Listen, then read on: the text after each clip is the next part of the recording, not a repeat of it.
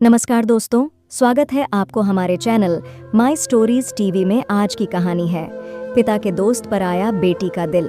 रिश्तों को झकझोर कर रख देने वाली यह कहानी उत्तर प्रदेश के मिर्जापुर जिले से जुड़ी हुई है।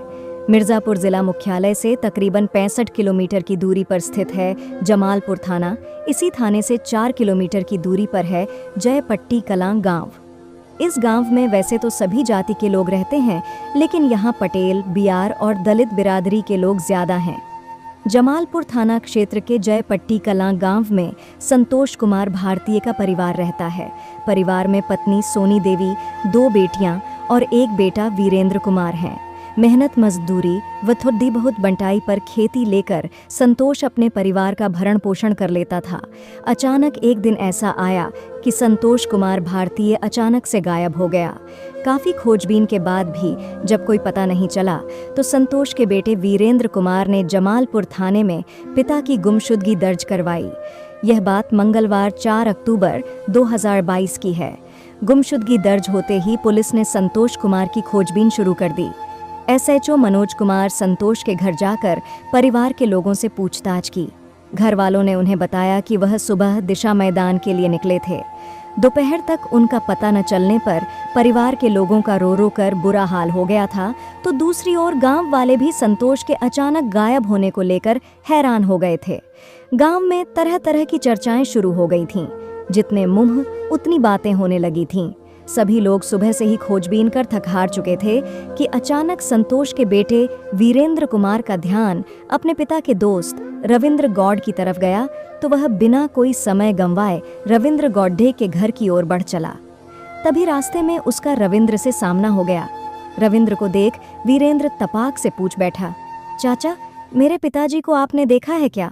सुबह से ही वह गायब हैं, से शाम होने को है, लेकिन अभी तक उनका कोई पता नहीं चल सका है। ऐसा पहले तो कभी नहीं हुआ है।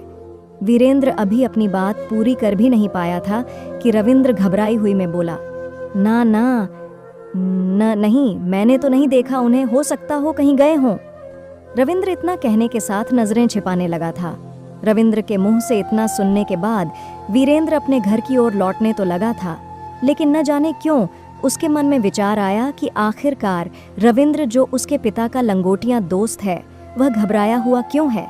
मन में उठ रही आशंकाओं के हिलोरें जब शांत नहीं हुई तो वीरेंद्र घर आने के बाद सीधे जमालपुर थाने पहुंच गया। थाने पहुंचकर उसने अपने पिता की गुमशुदगी और पिता के दोस्त रविंद्र के बदले हुए व्यवहार के बारे में जानकारी देते हुए मन में उठ रही आशंकाओं के बारे में एसएचओ मनोज कुमार को अवगत में कराया। उसने उनसे गुजारिश की कि एक बार वह अपने स्तर से रविंद्र से पूछताछ करें तो शायद उसके पिता के बारे में कुछ जानकारी मिल जाए। वीरेंद्र की बात सुनने के बाद एसएचओ को भी कुछ लगा कि एक बार रविंद्र से पूछताछ कर लेने में क्या हर्ज है। इसके बाद बिना देर किए वह अपने हमराही जवानों के साथ रविंद्र गौड के घर पहुंच गए। वह घर पर ही मिल गया। रविंद्र से पूछताछ के दौरान उन्हें ऐसा कुछ लगा जैसे कि रविंद्र उनसे जरूर कुछ छिपा रहा है, क्योंकि पूछताछ के दौरान न केवल उसकी आवाज लड़खड़ा रही थी, बल्कि वह नजरें भी चुरा रहा था। इंस्पेक्टर मनोज कुमार रविंद्र गौडेट से सख्ती से कुछ पूछताछ करते कि इसके पहले ही मौके पर काफी संख्या में गांव वालों की जुटी भीड़ और पुलिस जवानों की नजर रविंद्र के पुराने शौचालय के अंडरग्राउंड टैंक के पास गई। वहां भारी मात्रा में गिट्टी आदि बिखरी हुई थी। लग रहा था जैसे गिट्टी पुराने टैंक में भी डाली गई हो, जिसे देख सहज ही अंदाजा लगाया जा सकता था कि यह सब कुछ समय पहले ही किया गया है। एसएचओ मनोज कुमार ने रविंद्र गौडेट से पुराने शौचालय के पास बिखरी हुई गिट्टी के बारे में पूछा तो रविंद्र के माथे पर मानो पसीना नजर आने लगा। वह पसीने से न केवल तरबतर हो गया था, बल्कि थर-थर कांपने भी लगा था। उसके मुंह शब्द ही नहीं निकल पा रहे थे। एसएचओ रविंद्र गौड को अपने साथ थाने ले आए। थाने में आते ही एसएचओ ने रविंद्र से दोबारा पूछताछ शुरू की। पहले तो रविंद्र उन्हें टाल मटोल करते हुए गुमराह करने का प्रयास करने लगा, लेकिन जैसे ही उन्होंने अपना पुलिसिया अंदाज दिखाया तो वह टूट गया और रट्टू तोते की भांति सारी सच्चाई उगल दी। रविंद्र गौड ने जो बताया उसे सुनकर सभी हैरान हो उठे। आनन फानन में एसएचओ मनोज कुमार रविंद्र को लेकर उसके घर के पीछे पुराने शौचालय की टंकी के पास पहुंचे। फिर उसकी निशानदेही पर उन्होंने शौचालय की टंकी से संतोष कुमार की लाश बरामद कर ली। रविंद्र ने उसकी हत्या करने के बाद शौचालय के पुराने टैंक में लाश को छिपाने के बाद ऊपर से गिट्टियां डाल दी थीं ताकि किसी को इसका पता न चल सके और शौचालय की बदबू में लाश होने का भी किसी को अंदाजा न हो। लेकिन कहते हैं ना कि अपराध ज्यादा दिन छिपाए नहीं छिपता है, उसका भांडा फूटता ही है। ऐसा ही कुछ रविंद्र के साथ भी हुआ। मौके पर रविंद्र के मकान के शौचालय के टैंक से गायब संतोष कुमार की लाश मिलने की खबर पूरे गांव में न केवल जंगल की आग की तरह फैल गई थी, बल्कि मौके पर मौजूद लोग भी आक्रोशित हो गए थे और उन्होंने रविंद्र व पुलिस पर पथराव कर दिया। इस दौरान पुलिस ने लाठीचार्ज कर किसी तरह भीड़ को तितर-बितर किया।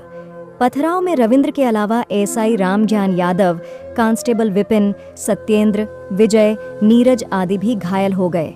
ग्रामीणों के उग्र तेवर देख पुलिस को न केवल मौके पर भारी संख्या में आसपास के थानों की पुलिस फोर्स और पीएसी बुलानी पड़ी, बल्कि कड़ी ढीढ़ी मशक्कत के बाद किसी प्रकार आरोपी रविंद्र को पुलिस कस्टडी में लेकर उसे घायल पुलिस वालों को अस्पताल भिजवाया, जहां से उसे प्राथमिक उपचार के बाद ट्रामा सेंटर वाराणसी रेफर कर दिया गया था, जबकि पुलिस कर्मियों को प्राथमिक उपचार के बाद घर भेज दिया गया।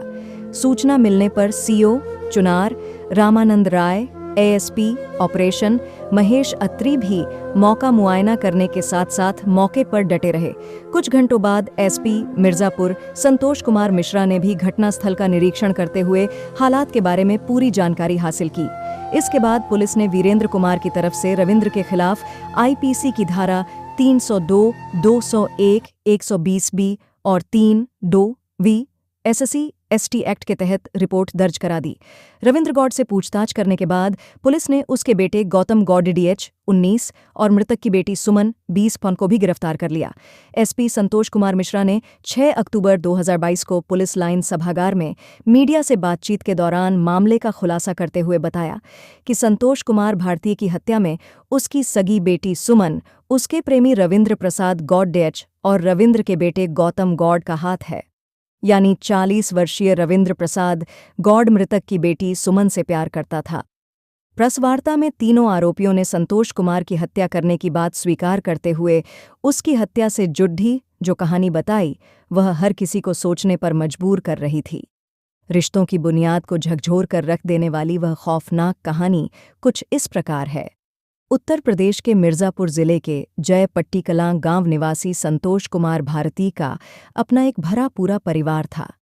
परिवार में बीवी, एक बेटे सहित 2 बेटियां थीं। बात आज से कोई 30 साल पहले की है।